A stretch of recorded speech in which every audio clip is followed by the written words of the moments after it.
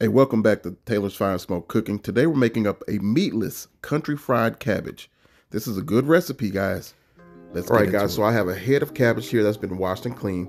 We're using red and green bell pepper, white onion, a half of each. I'm using bacon grease. Now you can use olive oil, and you should use olive oil if you do not want the meat, but I just want the flavor of the bacon grease. We're using granulated garlic. We're using some black pepper, a little salt, a little crushed red pepper. All right, in my skillet here, I have my bacon grease heating up, and I'm also going to add 2 tablespoons of butter. We're going to allow that butter to melt, and this is what we're going to fry our cabbage in. Again, if you don't want to use the bacon grease, use olive oil. That'll work perfectly fine. All right, guys, so we've allowed our butter to melt a little bit. So now we're going to go ahead and saute up our onions and peppers just for a little bit. And we just want to go ahead and just begin to get them softened up some. We're not going to completely saute them, but I like to get a good little head start on my veggies first before we add in our cabbage.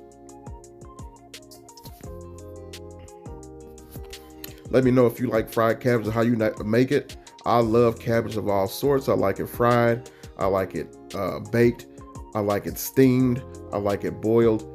Cabbages is really delicious, and it's something I think goes with pretty much anything. All right, so we've allowed our cabbage, our onions and peppers to go for about 2 minutes, and I just want to add just a little bit of salt and pepper to our veggies just to get the flavor started. And once we do that, we're going to give them a good little mix, and then we're going to go ahead on and add in our cabbage.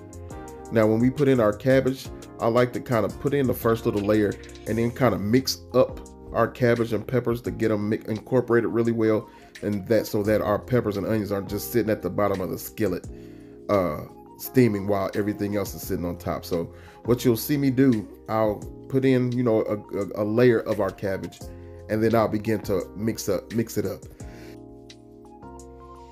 So you just want to take and you want to turn and just turn over your veggies and everything that's in the skillet. Again, getting those onions and peppers up off the bottom of the skillet and getting them incorporated all the way through your cabbage while it's cooking. Now, if you wanted to, prior to, you could have fried up, some sausage to go with it. You could have actually used the bacon from the bacon itself, fried up some bacon and used bacon in your fried cabbage as well. Whatever you want to do. But doing it this way, it's a little healthier.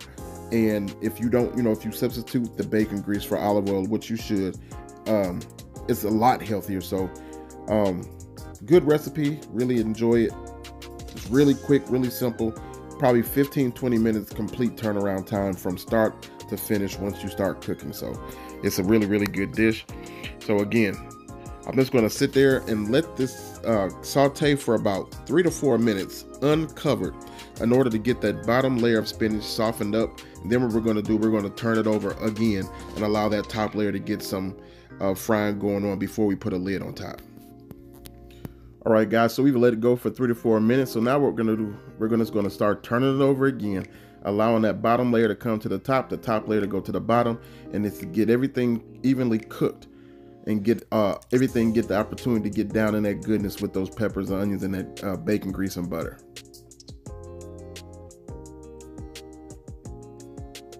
Now, when you're cooking cabbage, there's so many different ways to cook it and so many different donenesses. Now, I like mine soft, but with a little bit of a chew to it.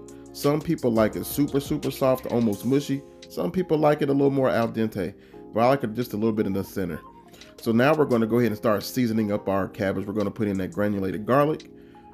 We're going to put in a little salt, our black pepper, and some crushed red pepper flakes. There are some people that add sugar to their cabbage. I'm not a fan of that. To me, cabbage is already sweet and sweet enough, so there's no need to add any sugar to it. But if you like sugar in your cabbage, be my guest. Now, I like to season my cabbage lightly, especially with the salt. You don't want to over salt your cabbage because you can't get it back out.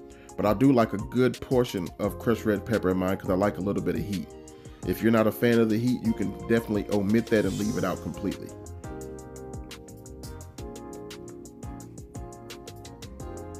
It's smelling so good.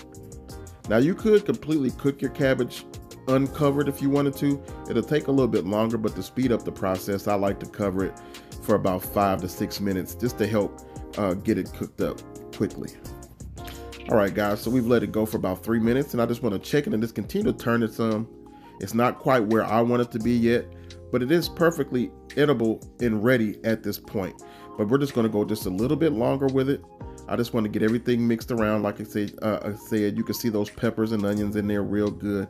You can still see those seasonings in that crushed red pepper. So it's going to be really, really good. Make sure you might want to taste it at this point as well to make sure that the seasoning is to your standard. Our palates are completely different. So when I do a recipe, I just like to give you a baseline of how I like to do it, but you may want a little more salt. You may want a little more pepper. You may want a little bit more garlic. You may want a little bit more crushed red pepper flakes.